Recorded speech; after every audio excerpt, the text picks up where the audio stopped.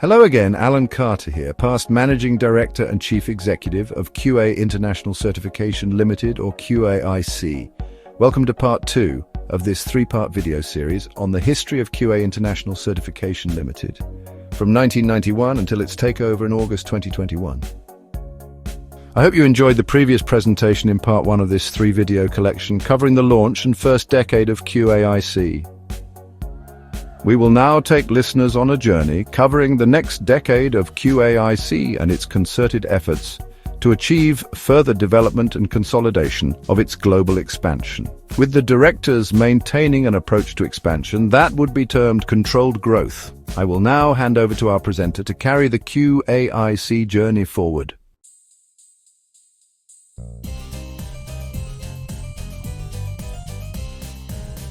Hello. In the previous video covering part 1 of the presentation, you may recall that business partners Alan and Alf had all sorts thrown at them when steering QAIC through its financial and operational challenges. Their efforts, however, laid the groundwork for QAIC's continued growth as a global certification body in the TIC compliance sector, whilst at the same time preserving and enhancing its reputation for excellence and innovation in the compliance certification industry. In this video, we will continue to explore QAIC's global growth through expansion of the geographic locations in which QAIC operates and expansion of its technical scopes of accreditation.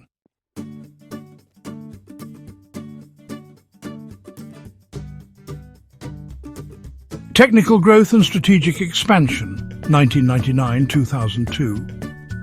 Following the stabilization of QA International Certification Limited, or QAIC, in 1999, the company embarked on a phase of technical growth, service diversification, and international expansion. This required the onboarding of more staff and closer liaison with accreditation providers across key countries. These efforts were ultimately worth it, and consequently positioned QAIC as a small but powerful player in the certification industry that, with Alan and Alf behind it, could punch well above its weight.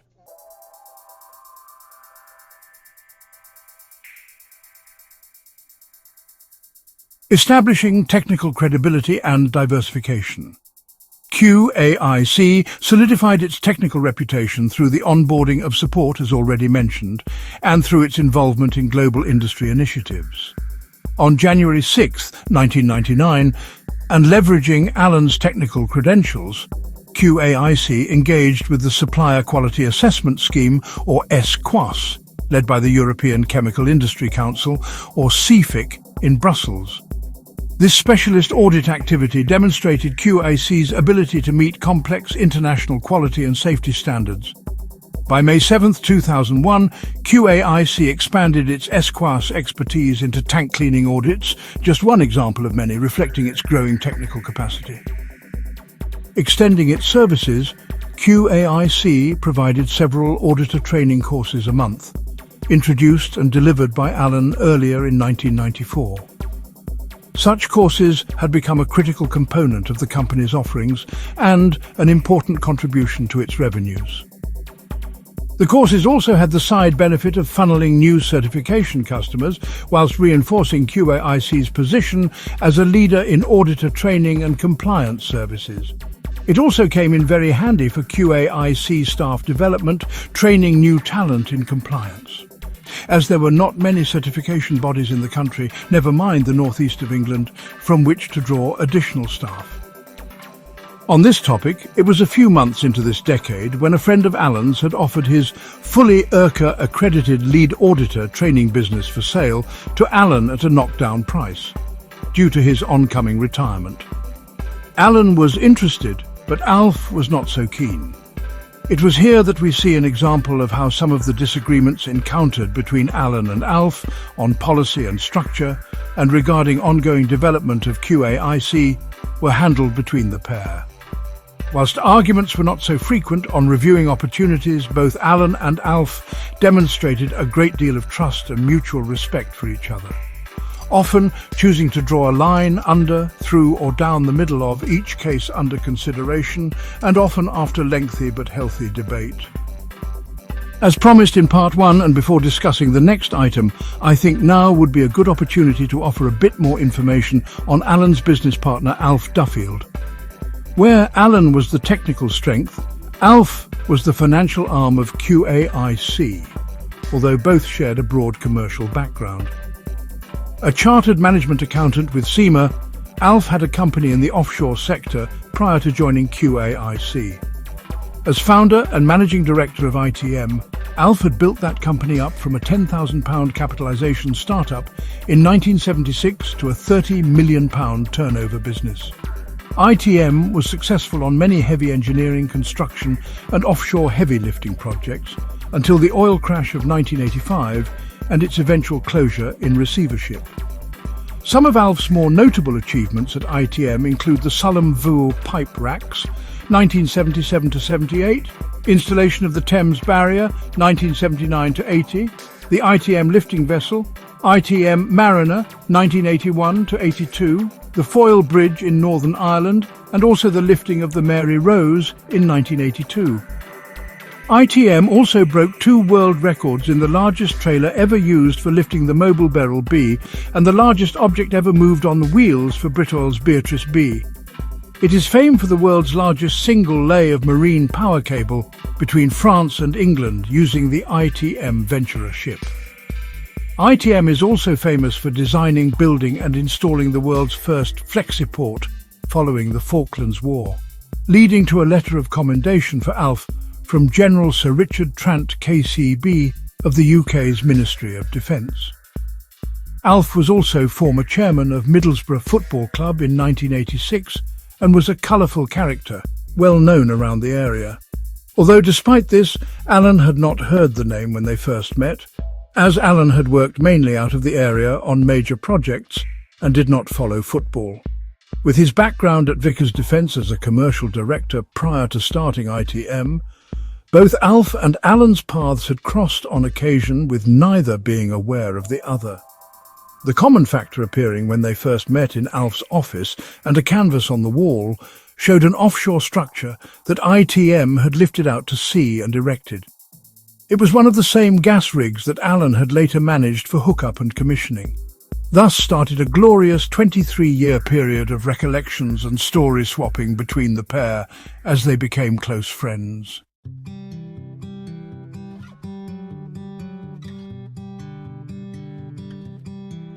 On February 8, 2001, a friend of Alf's introduced the directors to the possibility for expansion of QAIC within the USA. This followed a meeting between Alan and Alf where they had discussed licensing across the states to develop the business further. Upon meeting with a US broker in California, QAIC was offered assistance by the broker to prepare a prospectus for QA International Certification Inc. as part of initial preparations for a potential AIM flotation at $5 million. Alan was up for the challenge as this move reflected the company's aspirations for broader financial growth and visibility in global markets. Alf, however, was not so keen. Following careful deliberation within the context of the debating process operated between Alan and Alf and described earlier, the directors determined that QAIC's trading financials were not yet strong enough to sustain scrutiny for a successful public listing. In hindsight, this was potentially a missed opportunity, especially as the broker was confident enough to the point of offering to attract investment funding for the $500,000 prospectus fee. However, this offer was actually forthcoming only shortly after, on April 23, 2001, in a pivotal meeting with Barclays Bank in Cardiff, where the bank's team confirmed QAIC's recovery from financial challenges, which was a rare achievement in the recovery team's experience. This milestone signaled the company's improving stability and readiness for long-term growth. But even with full disclosure on this not phasing the broker, Alan and Alf did not feel right about it at that time. Therefore, the decision to at least defer the notion of flotation was made. This did allow, though, for QAIC to focus on consolidating its financial position further and to underpin its operational strengths.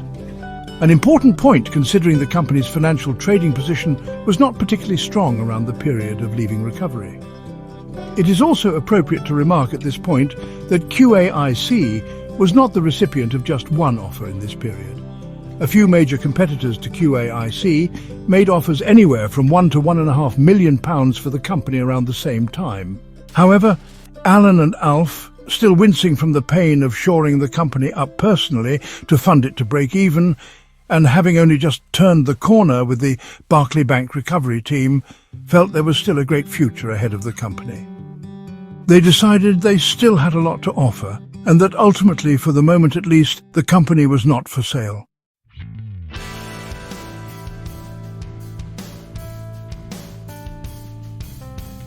QAIC expanded its global footprint organically following this period.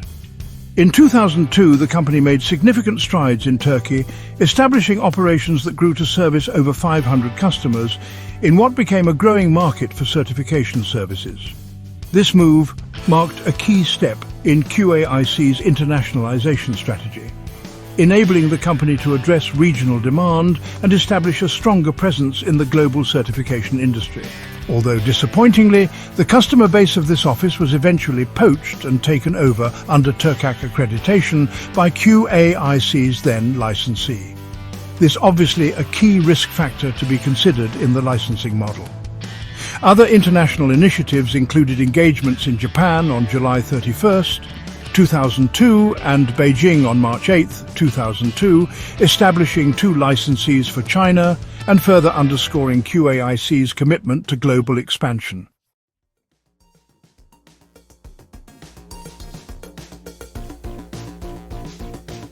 QAIC also diversified its service offerings to address industry-specific needs.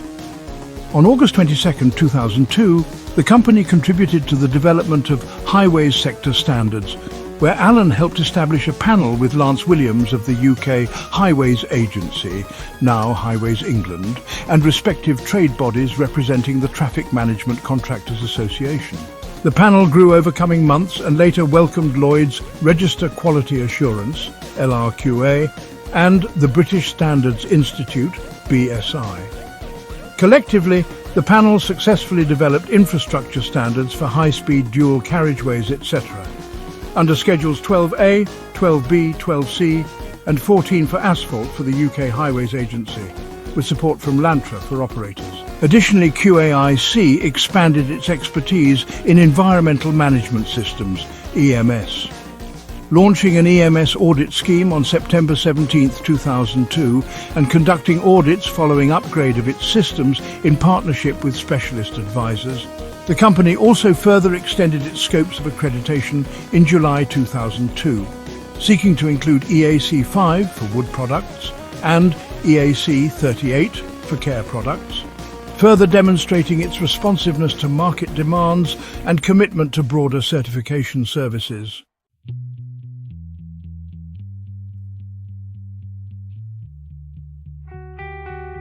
By the end of 2002, QAIC had made significant strides in technical growth, global expansion, and financial recovery. While AIM Flotation was postponed, the company's strengthened position set the stage for sustained success. QAIC's ability to navigate financial challenges while expanding its technical offerings and global presence solidified its status as a small and agile generalist certification registrar in the compliance certification industry. Alan of QAIC and Brian Fowler, representing its appointed food and hygiene agent, International HACCP Certification, IHC, were also highly active at this time and beyond in developing standards with the Institute of Packaging and the British Retail Consortium. Sitting alongside UCAS Pamela Beha and similar specialists such as Henry Emblem and Kevin Swaffer on the buyout IOP's Packaging Technical Cooperation Group, PTCG, their investment of time on the committee and evolution of activity under a UCAS pilot scheme for this technical area ultimately led to BRC IOP accreditation from UCAS for packaging. This also laid a foundation for accreditation to food and storage and distribution certification standards in later years. Following risk assessment from what happened in Turkey and after discussions with UCAS, The directors of QAIC also created a diktat on the 18th of November 2002 that every certificate issued by QAIC would be confirmed by QAIC head office in the UK from contract review to certificate issue. This led to centralized control of its key processes and development of head office staff to suit, which in turn brought with it further development of offices, licensees, certification product and accredited scope development.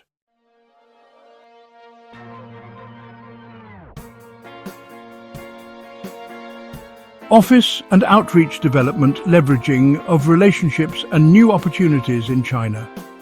2003 was a strong year for QAIC in terms of consolidation and global expansion, and was also somewhat of a pivotal year marked by strong performance, significant service expansions and decisive action to uphold its reputation as a global certification provider. The company solidified its position in the international market, expanded its scope of services and demonstrated its commitment to ethical business practices.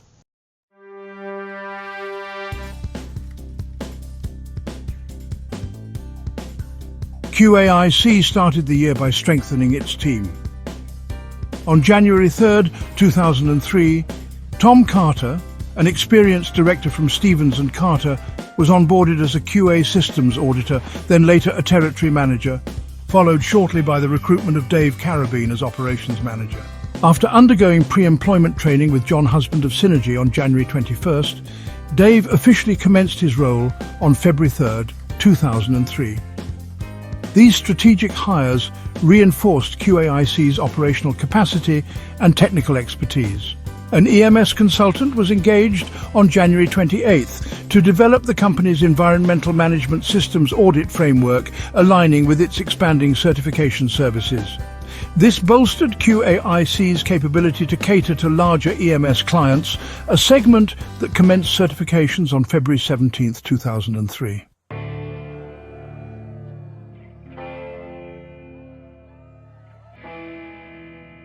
Expanding accreditation and certification services.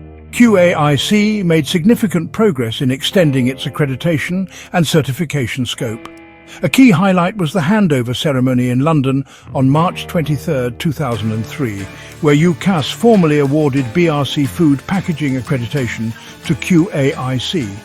The company also initiated ISO 13485 certifications for medical devices in February 2003, marking its entry into the healthcare sector. The directors and scheme managers worked diligently with Brian Hoff, the assessment manager of UCAS, to expedite outstanding scope accreditations. These included EA5, EA6 and EA38, which were crucial for broadening QAIC's market reach. Internationally, QAIC's presence grew significantly. The company expanded operations in China, with 3 separate offices eventually managed by Sean Lin.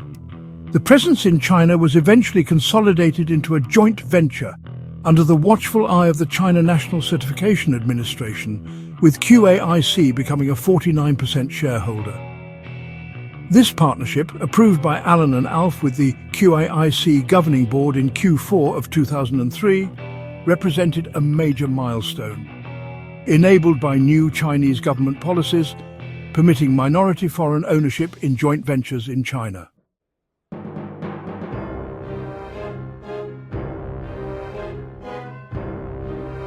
Ethical leadership and action against rogue practices.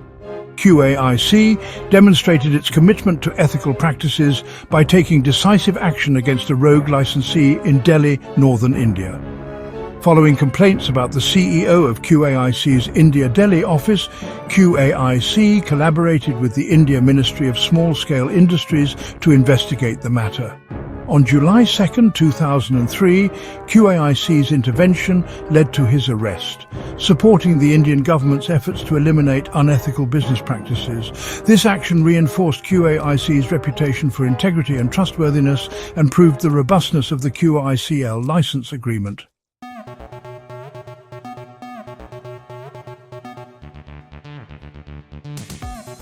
Strengthening technical expertise and partnerships.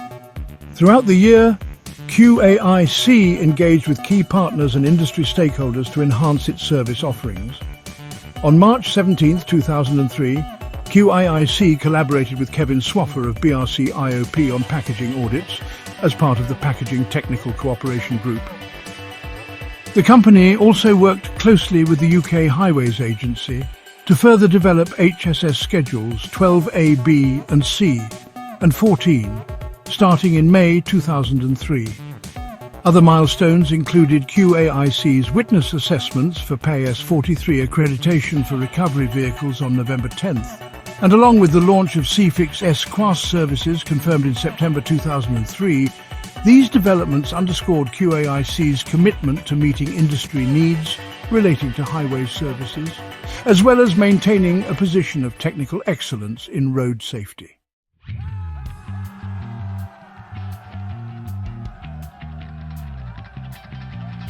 Operational and market achievements. QAIC's efforts translated into tangible growth. By the end of 2003, the company had issued 3,158 certificates across a broad range of industries and expanded its presence into new countries with talks of expansion through its office in Mumbai, India, to counter the risk potential in the north of India. Its global reach and portfolio diversification solidified QAIC's standing as a leading certification provider. As already mentioned, IHC was also accepted as an administrative specialist and appointed as QAIC agent for BRC IOP, following on from the award of the contract to administer QAIC's food hygiene scheme. The year also saw QAIC become successfully recognized in the construction sector within Italy through the award of recognition for its local branch in Milan under RT05 by Cincert, which was later rebranded as Accreditation.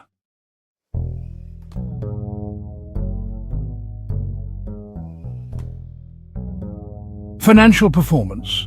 From overdraft reliance to industry leadership, QAIC began its financial journey in 1992 with a humble £50,000 overdraft, a lifeline that enabled the company to take its first steps in the certification industry.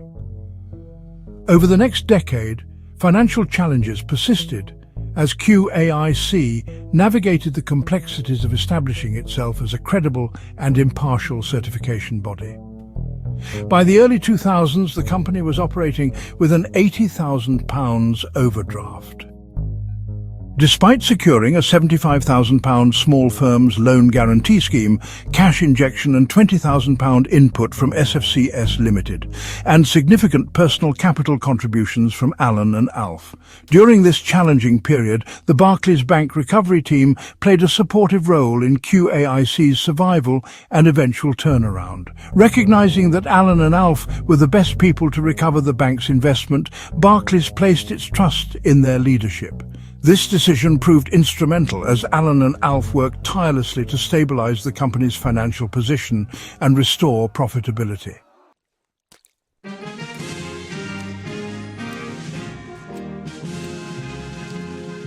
Breaking even and achieving profitability.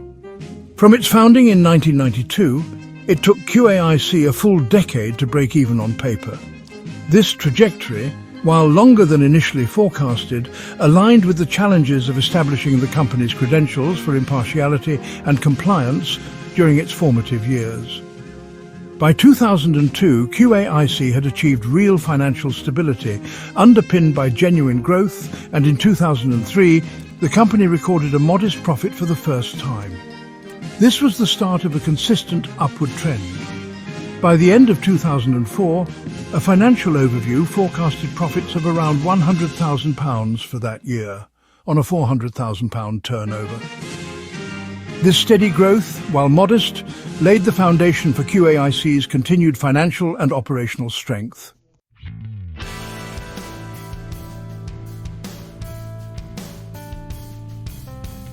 Sustained growth and group expansion. As QAIC's reputation grew, so did its revenues. Year on year, the company achieved steady increases in turnover and profitability, supporting strategic investments in staff, infrastructure, and the costs associated with maintaining and expanding scopes of accreditation. By the latter years of its journey in the third decade of operations, QAIC had achieved an average group turnover of £11.5 million and a regular and healthy profit.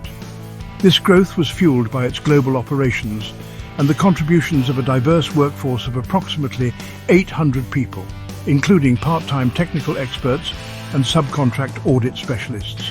The company's consistent profitability and operational stability attracted attention from major industry players with multiple offers for mergers and acquisitions from some big names in the certification sector. However, QAIC's leadership remained focused on maintaining its independence and continuing to build its legacy.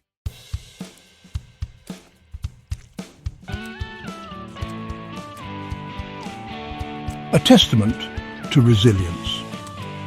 QAIC's financial journey is a testament to the resilience, determination and vision of its founders. From its precarious beginnings, relying upon an upwards-moving overdraft and diverse loan and other funding, to becoming a financially robust and globally respected certification body capitalized at over $500,000 GBP. QAIC's story demonstrates the power of persistence and determination to realize strategic growth.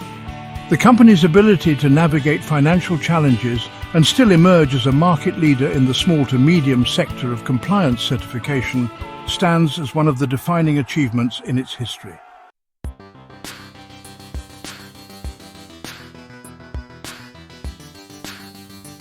QAIC, a decade of growth, challenges and triumphs, 2003-2013.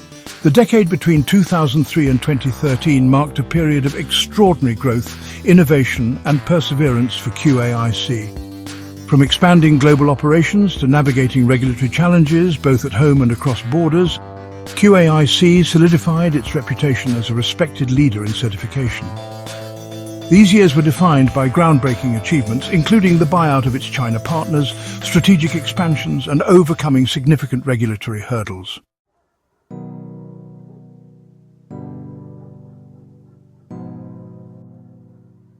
Expanding global reach and strengthening industry links. In the mid-2000s, QAIC built on its strong foundation to expand internationally and deepen its ties with trade bodies and industry stakeholders. Early in 2005, QAIC was awarded EMS accreditation by UCAS for packaging codes EA6, 09, 14, 15 and 17. This move reinforced the company's technical capabilities and opened doors to new markets. The same year saw QAIC extend its scope to include ISO 15378 and PS 9000 certifications, targeting pharmaceutical and medical packaging, a sector that would become a significant area of expertise. QAIC's proactive engagement with UCAS, the UK's pharmaceutical quality group, and overseas accreditation bodies during this time, ensured that it remained at the forefront of certification advancements. Meetings with potential collaborators and future governing board members, such as Richard Mayer in May 2005, followed by Jonathan Luke and John Husband, underscored QAIC's focus on building robust governance and long-term partnerships. Meanwhile, QAIC's global expansion continued apace. By 2005, the company had established a presence in Singapore, gaining Singapore Accreditation Council accreditation and holding a small operational outpost in Germany through IHC and one of its subcontractors.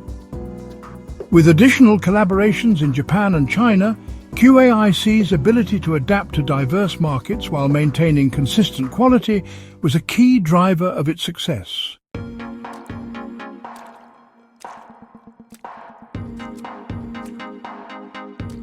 Consolidation in China and the buyout of partners. One of the defining moments of QAIC's history occurred in 2006, when changes to Chinese laws allowed full foreign ownership of companies. Recognizing this as an unprecedented opportunity, Alan and Alf orchestrated the buyout of QAIC's Chinese partners, acquiring their 51% of shares with the aid of Northeast Regional Investment Funding of £250,000 and thereby rendering QAIC China a wholly owned subsidiary. This move cemented QAIC's position in the region, with Sean Lin retained as a local partner, benefiting from a profit share arrangement to manage the company, along with his own license for QAIC, Taiwan. This consolidation proved pivotal as the Chinese government began tightening regulations on certification bodies. In 2007, many foreign operators, including most from the UK, were banned in the China market. But QAIC, held in high regard by Chinese authorities for its professionalism and compliance, remained one of the few allowed to maintain operations. This endorsement highlighted QAIC's commitment to high-level networking as well as maintaining ethical and high-quality standards, further solidifying its reputation in the region.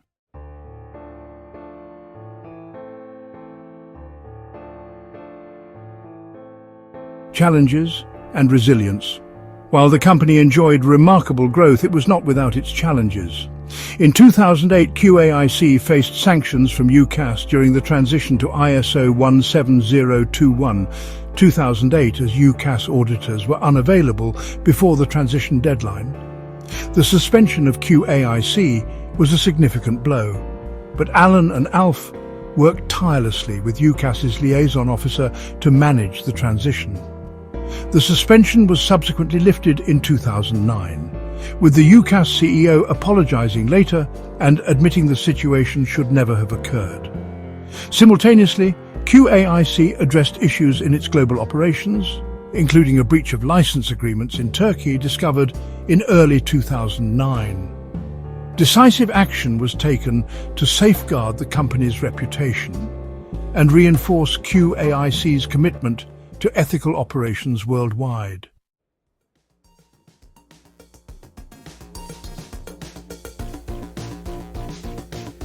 The period from 2010 to 2013 was marked by continued innovation and strategic growth. In 2010, QAIC moved its operations to larger offices at Barnet House in Darlington, a relocation that facilitated greater integration of its services and resources. During this time, QAIC also began preparing for new accreditations, consulting with accreditation bodies on standards such as ISO 17021 and 17065. This was completed well in advance to ensure alignment across multiple accreditors with evolving global requirements and to avoid the pitfalls witnessed in 2008. In 2012, QAIC achieved accreditation for ISO 13485, the medical devices standard. This milestone reflected the company's ability to anticipate market needs and expand its scope of expertise. To support its growing operations in China, QAIC appointed a liaison officer in China, followed up with training conducted in the UK, and with the assistance of QAIC staff and Anne Duffield, wife of Alf. These initiatives reinforced QAIC's technical leadership and underpinned operational capacity and cooperation between the UK and China.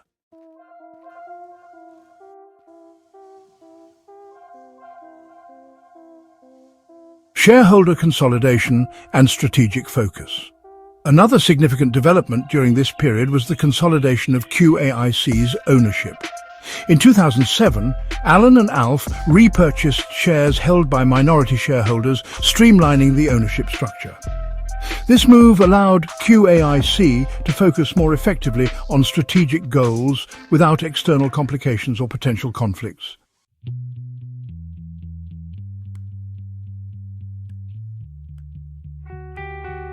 Advocacy and industry leadership predominate as QAIC co-founds the FCB and also joins ABCB. During this transformative decade, QAIC solidified not only its technical and operational strengths, but also its leadership within the certification industry.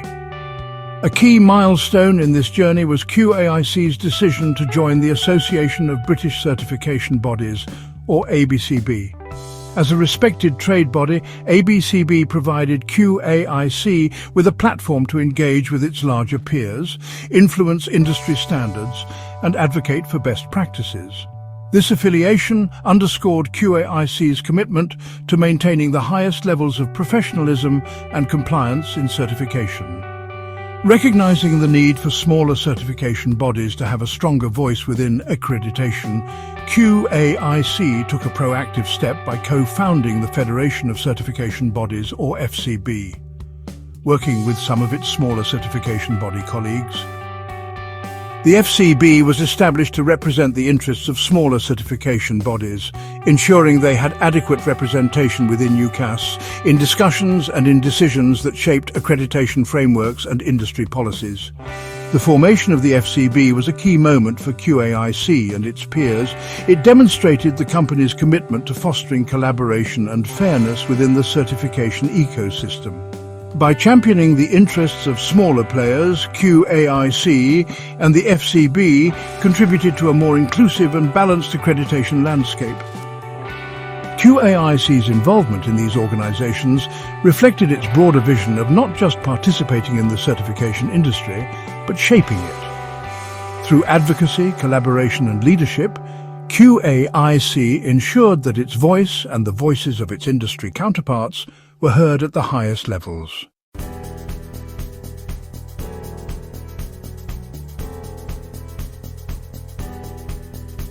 Legacy of a decade.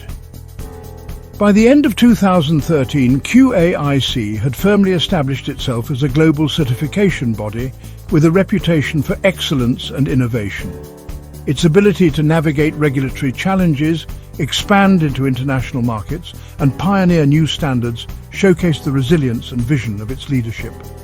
From its early consolidation in China to the achievement of ISO 13485 accreditation, QAIC's decade-long journey exemplifies the dynamic evolution of a company committed to quality and integrity. It is also the period when QAIC consulted with UCAS on adopting the IAF MLA logo, a respected mark on its certificates of registration.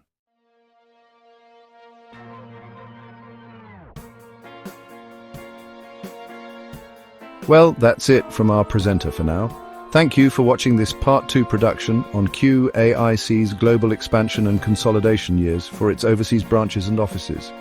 I hope you will join us in Part 3 for more information on QAIC's final chapter, reviewing the further evolution of QA International Certification Limited and its ongoing activities to overcome some key challenges and operational difficulties across that decade, whilst maintaining company operations and developing further plans for continued evolution and further growth in global compliance markets. See you at the next chapter.